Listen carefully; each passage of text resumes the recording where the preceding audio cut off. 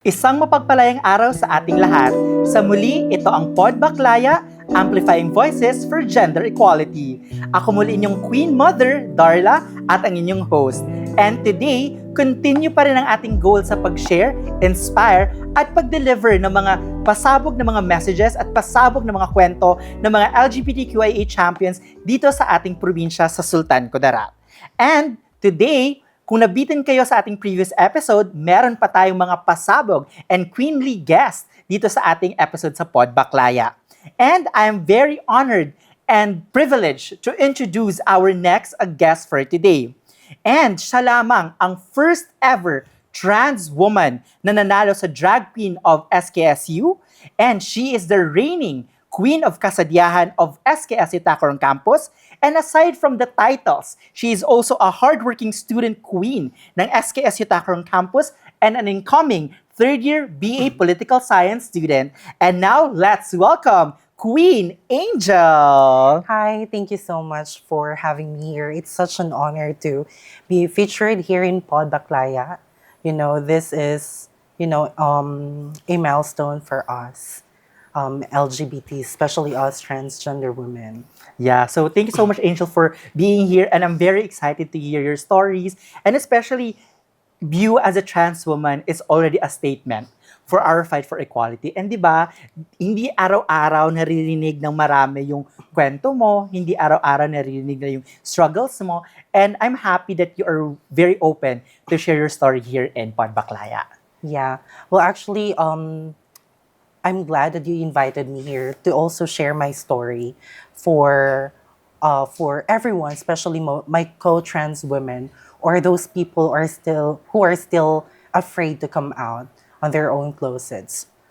This is a best time for us or for me to share my story, to inspire them, to motivate them that no matter who and what you are, there's always a group of people who will accept you fully. Tama naman. And yun naman talaga yung fight natin na regardless kung ano ka man, ikaw ay tanggap ka namin. Dahil nga, kung sinasabi nila na, ay, bakla ka, ay, trans ka, hindi ka trans lang, trans ka. Or hindi ka lang bakla lang, bakla ka. Diba? So, tama din naman na parang marami pa rin mga bumabagabag sa ibang tao. And I think this type of conversation ay maraming nagaganap na conversations online, di ba? Exactly. So, it's also our way to also shed light from a trans woman, the experiences and your story.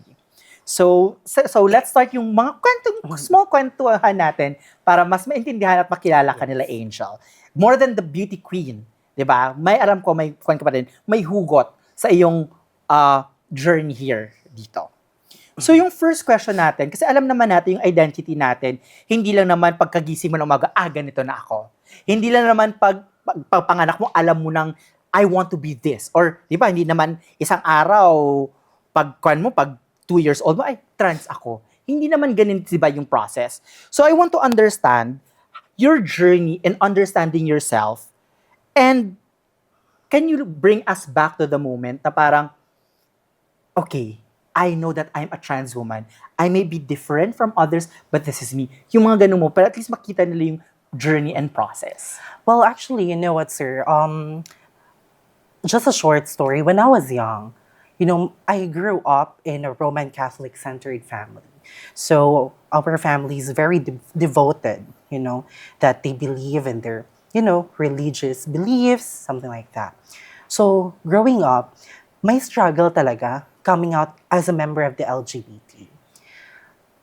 Kasi diba, segue na lang. Diba kapag Roman Catholic, diba, ang bakla ay salo, diba? We are being, malas. Malas. We're being called by those names. So, And actually, napakahirap siya knowing that I'm the first member of the LGBT sa family talaga namin.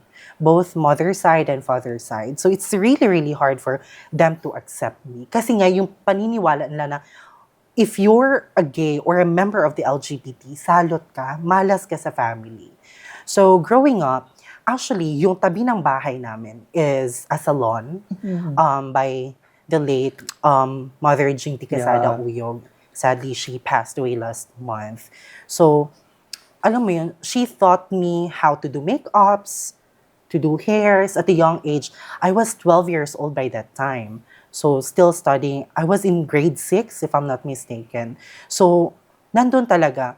Siyempre, ako, and after that, nung natutunan ko na mag-makeup, magawa ng hair, pinagkakitaan ko siya. And after that, one day, wala akong pasok nun eh. Parang mga Friday afternoon or Saturday, ganun. I just look myself in the mirror, in front of the mirror. Tapos sabi ko na, parang may something na mali. It seems like I am a woman stuck in a man's body. Ganun. So, ang ginawa ko, I tried to change myself, my gender identity. Kasi baka, yun kasi yung paniniwala kapag bata tayo na baka sakit siya, ganun. O, di ba, no? Na parang kailangan mo magpa-therapy kasi baka magbago ka pa. Pero, di ba, hindi siya sakit eh. At hindi lang naman siya desisyon na parang hindi ka sure, di ba? Yes. Hindi naman kasi talaga siya na pagkamulat mo, ay, parang hindi ako. Nadi-discover kasi natin yun through time. And then, that's why I decided to transition. So, of course, I studied in a Catholic school, here in Tacurong City. So, doon pa lang, nandoon pa rin yung yung belief ng mga tao. But then again, I fight for myself na, okay, I need to transition. Kasi doon ko nahanap yung happiness ko. Ang pangit naman na ganito yung gender identity ko, pero ayaw ko yan. Correct. So, Parang, ito, ang pagkakilala mo sa sarili mo, ganito ako. Pero yung expression mo, because takot ka sa sasabihin ng tao, sa judgment, takot ka sa discrimination and oppression, hindi magiging limited ka to express yourself. Exactly. And mahirap siya. Kasi you want to be this, but you're only limited to do this. And hindi siya madali. And yung sinabi mo din to decide to do transition, I know maraming mga negative comments ang mga tao on that one. Na di ba na parang, masama yan sa health, masama yan sa'yo, sisirain yung buhay mo, harsh words and harsh comments coming from them. So, di ba, I appreciate yung katapangan mo talaga na, I want this because this is me and this is where I find my happiness. Kasi when you do transition, it takes time. And at the same time, it takes bravery. Correct. And courage for you to go out on your comfort zone, sa closet mo mismo. Kasi madami sa members ng LGBT na they're still afraid to yung parang ipakita nila kung sino sila. Kasi natatakot nandyan pa rin yung judgment, hindi natin yan may iwasan. But when time comes na we are free, na nasa labas na tayo, we are expressing ourselves freely, then doon mo talaga maranasan yung ginhawa. Correct. Yung freedom. Na parang, okay, this is me talaga. Exactly. You will I be don't have to meeting pretend different anymore, di people. ba? Exactly. You can wear the clothes that you want. Correct. Gusto magpahaba, go. You can wear earrings, makeups, then go for it. Correct. Ganun talaga. So I really appreciate because even if I'm a member of the LGBTQIA community, I cannot speak for your experiences because my experience is different from you. And hindi araw-araw naririnig natin yung mga kwento ng mga magaganda nating trans woman, di ba, dito sa society. So, regarding with your journey na understanding na, okay, I'm a trans woman, and I know, even in your family or in your close circles, parang you expect them na they will accept you agad-agad, di ba, na parang, dahil nga, close tayo, your family members tayo, I'm hoping that the acceptance should come in agad, even if ito yung decision mo in life.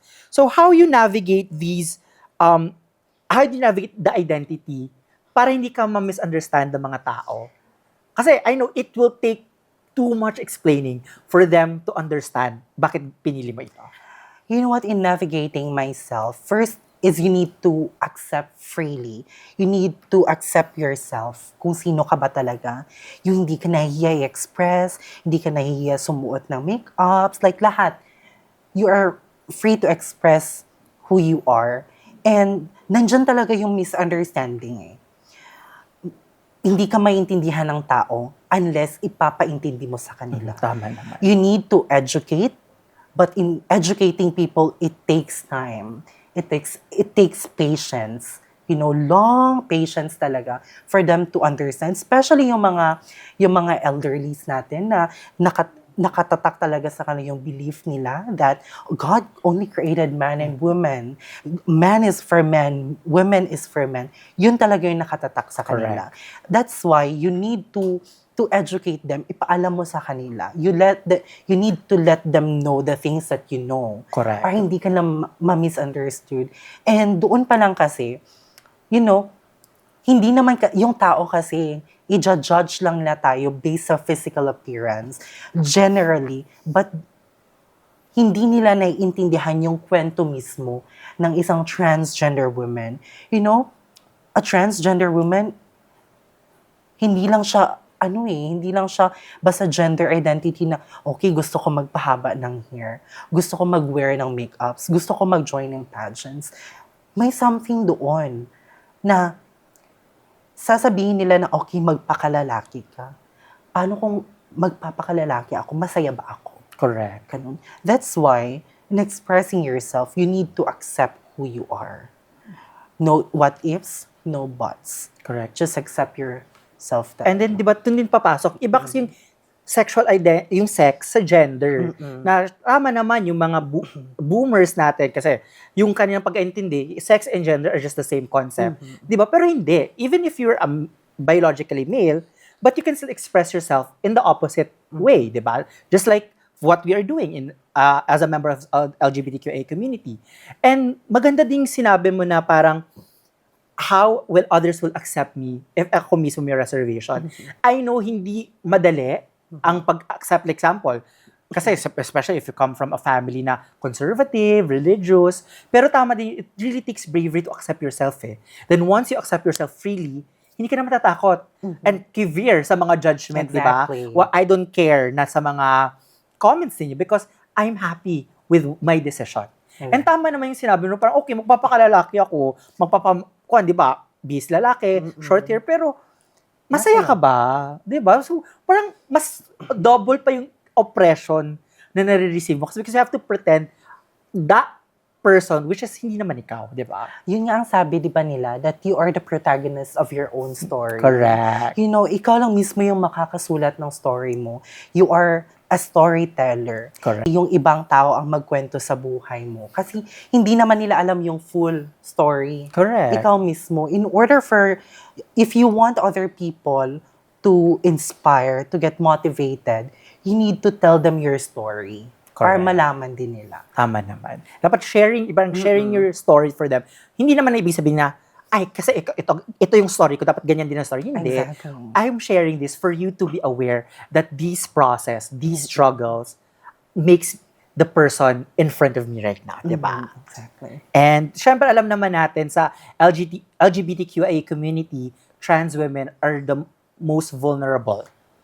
Kasi they have been subject to attacks, to oppression. And I think recently, like, yung mga, if you heard the trans killings, diba, of our sisters then, which sunod-sunod and nakakalungkot because as we fight for equality, these sisters are being targeted talaga of that kind of killings. So, based on your experience, and especially with your trans sisters as well, what are the biggest challenges na nakikita nyo or na-experience nyo? And I know this is very personal or very sensitive. If it's also, if you're comfortable, just like share experiences to shed light to our audience. You know what?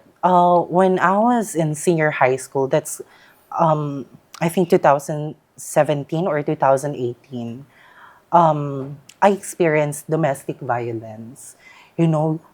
Kasi bakla ka, ganun. Susuntukin ka, sasampalin ka, pagsasabihan ka ng mga bad words ng family mo.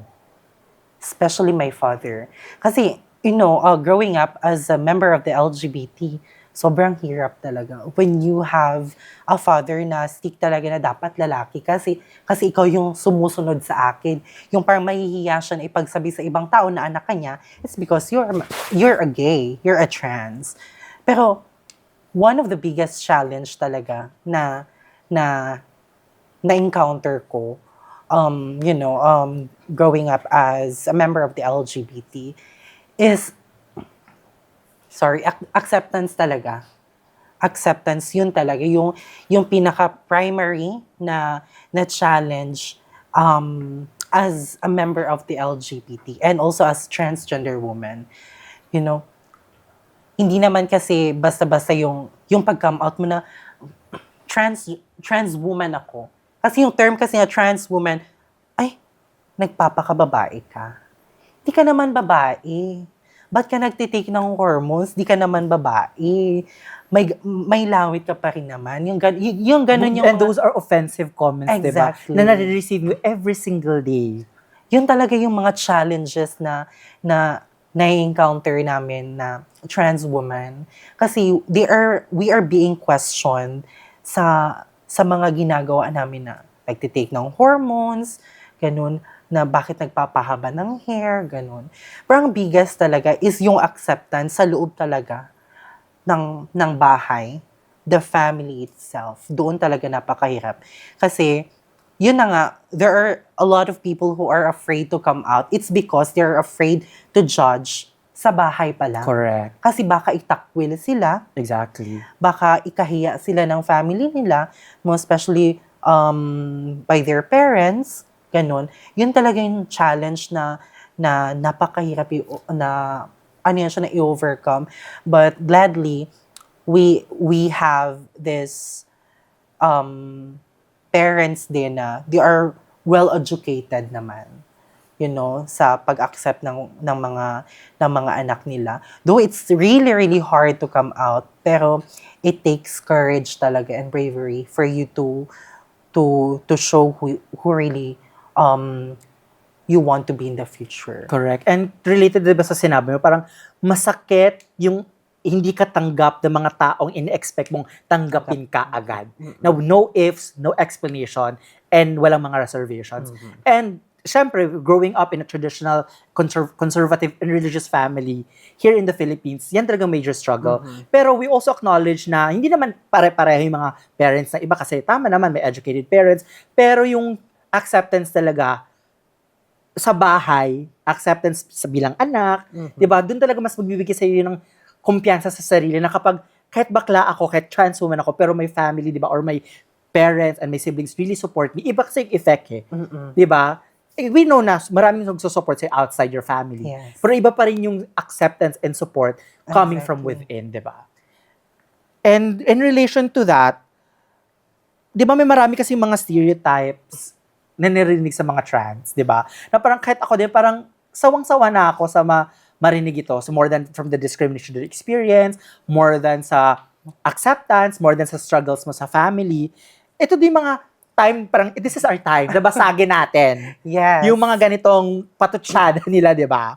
Kasi parang every time may makakita ang trans woman, kasama ang lalaki, it's either jowa niya or not, di ba may mga iniisip agad kasi ng mga tao, ano ba to, binayaran niya ba yung lalaki? Boylet niya ba yun? Or, di ba, para lang mahalin siya back? Or mga ganung mga nakakatawa pero offensive na mga assumptions. So for you, syempre as you're a trans woman, how you respond to this? Kasi baka example, makita ka lang with a guy best friend mo. Tapos syempre, ang mga isip ng iba, medyo malisyosa. Exactly. Diba? So how you respond to that? And what's your message to them? Na parang, how can we stop this unfair notion for trans women? Alam mo, nakakatawa yung ganong mga pag-iisip ng ibang tao na kapag may kasama kang lalaki, iisipin na binayaran mo, na boyfriend mo, where the truth is, kaibigan mo lang naman, boy best friend mo. Masama ba na magkaroon ng boy best friend na ang isang transgender woman? I think hindi. And yung doon kasi sa stereotyping na kapag ang trans woman is in a relationship with a straight guy, binayadan. Well, actually, our purpose here is to love and to be loved. We only want to be loved. Actually, sir, months back, I actually encountered that question. A friend of mine, actually, he is a member of the LGBT, pero parang nandun pa lang kasi siya sa acceptance stage. He asked me actually na, ate, nagbabayad ka ba sa lalaki? if you're in a relationship, ganun, bakit may nagbabayad na mga bakla sa mga lalaki? Ganun, like ginagastuhan. Sabi ko naman, ang mga LGBT kasi, especially trans women, are known for being generous eh. We are very kind, you know?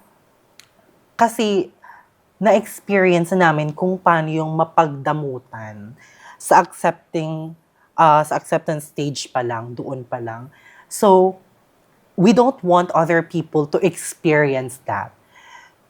So, hindi natin mabiblame yung ibang tao, yung mga members ng LGBT or especially this transgender woman na gumagasto sa lalaki. It's because itong mga lalaki na to, they're giving love. Pinapahalaga na yung trans woman. Binibigyan nila ng pagmamahal na kailangan namin. Binibigay nila yung mga things na kailangan namin, yung acceptance, yung mga kilig moments, you know, that in moments of doubt, yung mga nagkaka-anxiety kami, may mga lalaki may lalaki na yung parang ipatatahan ka, ganun. Like, and yung princess treatment na doon yung lahat. Disney princess, mala Cinderella, ganun. So, doon pa lang, one way of giving back is, to give them something eh. And hindi naman kasi yun masama, kahit sa babae, sa lalaki, nangyayari pa naman yun. Ang iba nga, mga babae, binibigyan ng mga shoes, diba? Ng mga perfume. As long as ka, then aware ka lang din, diba, sa ginagawa mo.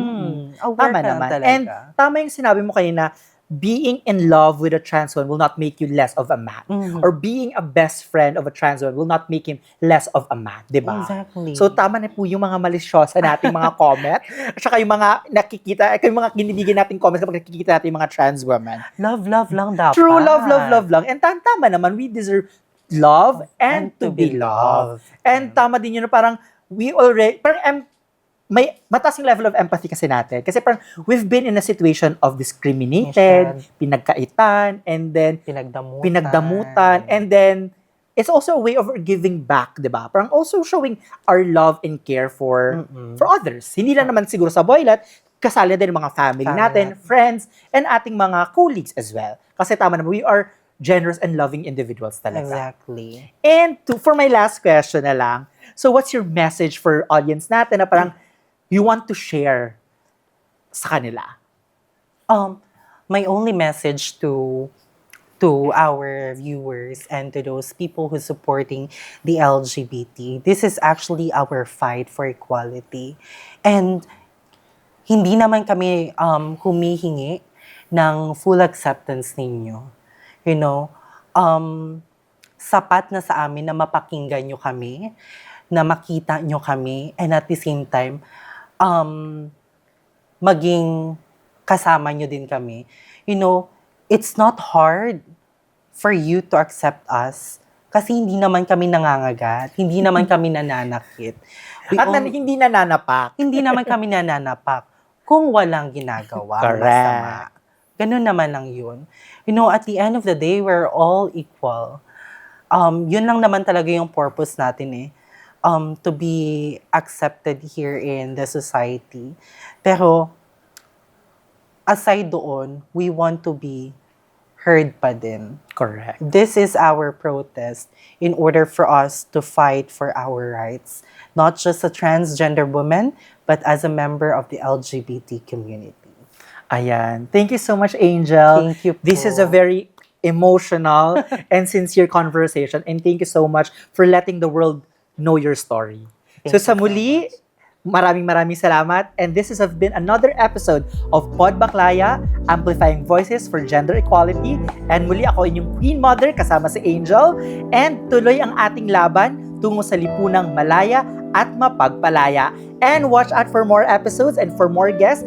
And don't forget to subscribe in our official social media channels. Muli, maraming salamat and tuloy ang ating laban.